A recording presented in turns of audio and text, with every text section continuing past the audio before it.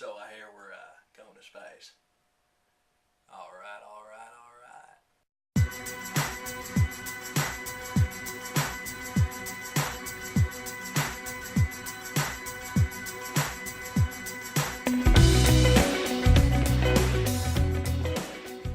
In Interstellar, Matthew McConaughey plays Cooper, a former NASA test pilot and engineer who has become a farmer due to humanity's downfall. With corn being the only crop able to be grown, humanity is basically on its last leg and becoming extinct. When some explorers and researchers find a wormhole in the space-time continuum, allowing time travel, they find in this wormhole a new galaxy, and within that, new planets. This could possibly be good news for mankind and could possibly house the rest of humanity and save us all. It is then that Matthew McConaughey is recruited to be the pilot of the spaceship and try to save us.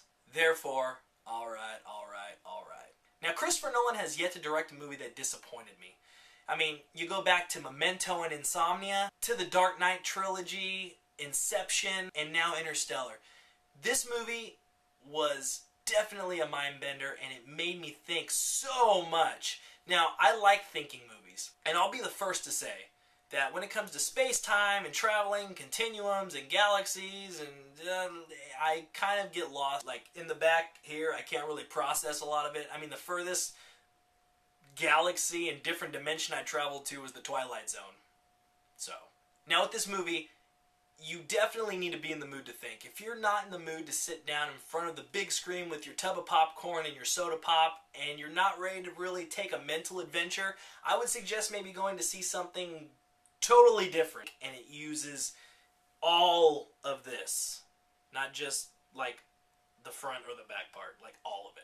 Now, with Christopher Nolan and his brother Jonathan penning the screenplay for this movie, it was definitely in good hands, and I really liked what they did with it. And there was a few moments that I have to nitpick, and I'll talk about that later. But right now, let's just focus on the good before we get to the negative. Now, after watching the first season of True Detective, I was definitely in the mindset for this kind of acting because McConaughey is so good in dramatic roles, and he's easily becoming one of my favorite actors. If you were to ask me a few years ago if Matthew McConaughey was one of my favorite actors, I would look at his resume,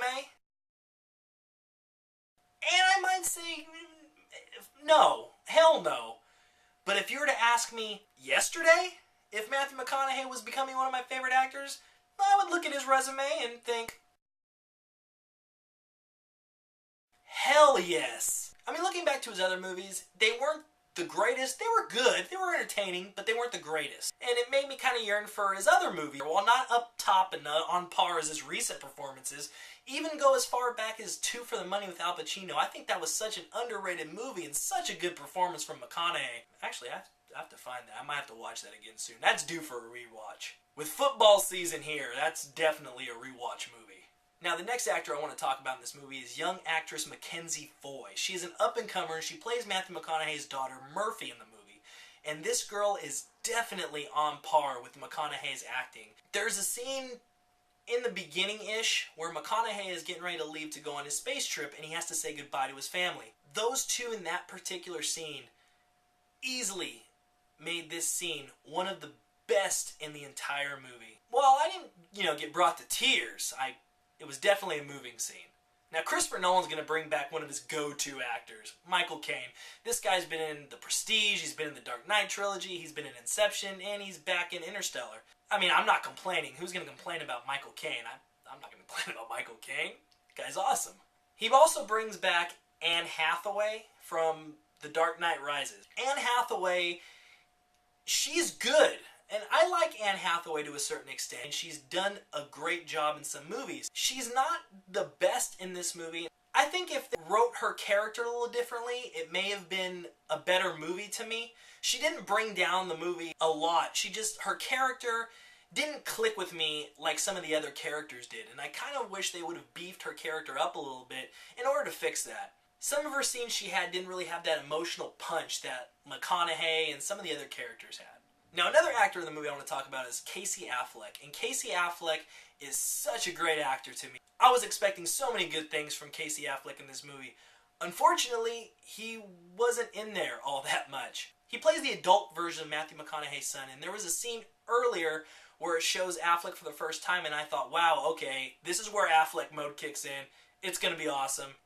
And it didn't really go too much further than that. If you see Casey Affleck in the trailers and you're looking forward to seeing his performance, it's here and then it's gone. Another actress in the movie was Jessica Chastain, and she was great in the movie. If you've seen her in Zero Dark 30, her performance is probably about on par with that movie, and I really liked her in that, and she didn't disappoint in this movie. Now, one of the characters I want to talk about in this movie is a character that is not human, but a robot character. And this robot, while was totally out of left field, was very welcome in my opinion. It was much needed comic relief for this emotional, drama-filled movie, and the robot character just actually made me laugh quite a few times. Now, with every good sci-fi movie, you need to have some good special effects, and with Interstellar, they definitely had it. They were so good, and from going into space to the other galaxy and the wormhole and everything else. If I could make an analogy for the special effects in this movie, it would be like Scarface's pile of cocaine. You can just put your face in. The special effects were just awesome. And while this movie runs in at about 2 hours and 49 minutes, it's like teeter-tottering on the 3-hour mark. I didn't mind it at all, actually. I really liked the fact that this movie was long. It was able to extend a lot of the story. Some people might get turned off by a 3-hour movie. I see that shit as a challenge. Bring that on. You got a 3-hour movie you spent months and sometimes years to make. I'll watch that shit, and I accept it, and like I said, it's a challenge. Now, the movie didn't seem, like I said, 3 hours long up until the end, like the last half hour or so. I didn't really feel that it needed to go on in certain parts for that long, so I kind of wanted them to just kind of bring it home. Like I said before, this is a definite thinking person's movie. I liked that it dumbed down certain parts of the movie to where I can understand it and comprehend some of it. I felt that I followed along pretty well because by the end of the movie, I got the story, I got the gist of where they were going with it.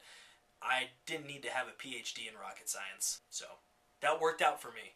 Now, some people were really talking about the ending, and the ending had a lot of controversy. Don't worry, I'm not going to spoil it, but a lot of people said that the ending could have ended about 10 minutes or so before it actually did. I want to disagree with that. I honestly felt that the additional 10 minutes to the ending worked, for me at least. It worked for me a lot. I liked the way it ended.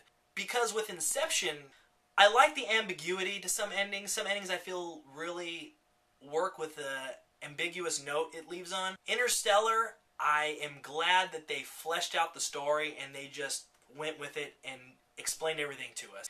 It laid it out for us and told us what happens. The whole story is right there. To be honest, if it would have ended 10 minutes before, I would have been a little pissed because I felt that Inception, I wanted that goddamn thing to just fall, or I wanted conclusion to that. I wanted to know. I'm still thinking about it.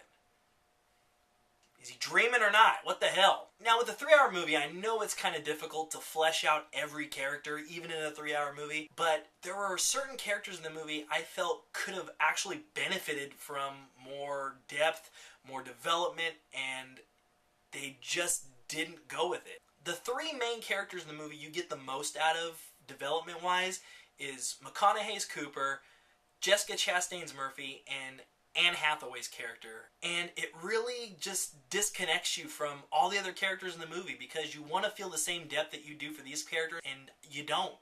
It really focuses and makes you care about, like, these 3 main characters. And Anne Hathaway, I'm even, like, kind of on the fence about if I think the director wanted you to care for her a little bit more than they actually let you, if I can say that. The 2 main characters in the movie they actually got you to connect with is McConaughey and his daughter. And while that was a great connection and I loved the performances and I loved the bond and I felt it and I felt that these 2 were actually father and daughter, I wish that they would have done that with other characters, and I feel that that kind of hindered the movie a bit. So all in all, I really liked Interstellar. I thought it was a great movie. I don't regret seeing it. When YouTube first posted the trailer for Interstellar, it was one of the highest watched trailers on YouTube at the time. Christopher Nolan kind of did his thing where he like pieced out bits of the trailer so you didn't get this whole story. So when people are asking you, hey man, what's that movie Interstellar about? You can say, well, I don't know, watch the trailer. It's 30 seconds of Matthew McConaughey talking, and then there'd be little clips here and there, but you still didn't get the actual gist of the movie. I like that, and I like the mystery behind it. And I was so pumped just for the mystery, and I wanted to see the story unfold in front of me. And now that I've actually seen it, I think I set my hopes a little too high on it. I didn't get everything that I wanted from this movie. I wish there were characters that were fleshed out a little bit more. I wish some of the story would have wrapped up a little bit quicker. I wish it would have been a tighter project. But overall, I'm going to say that Interstellar is a very good movie. It's very entertaining. The visual effects are stunning. The musical score is top-notch. The acting is by far one of the best things in this movie. I think Interstellar is one of the better movies of 2014, and I would definitely recommend seeing this. The official EQ review for Interstellar is going to be 4 stars out of 5. So guys, I hope you liked my first YouTube review on my new channel, EQ Reviews. If you liked it, give it a thumbs up, subscribe to my channel. I'm going to be bringing more reviews to you guys soon, so stay tuned for that. And also, for a little side question, comment below, what's your favorite Matthew McConaughey movie? And also, what's your favorite Christopher Nolan movie? Let me know below, and I'll hope to see you guys soon. Thanks for watching.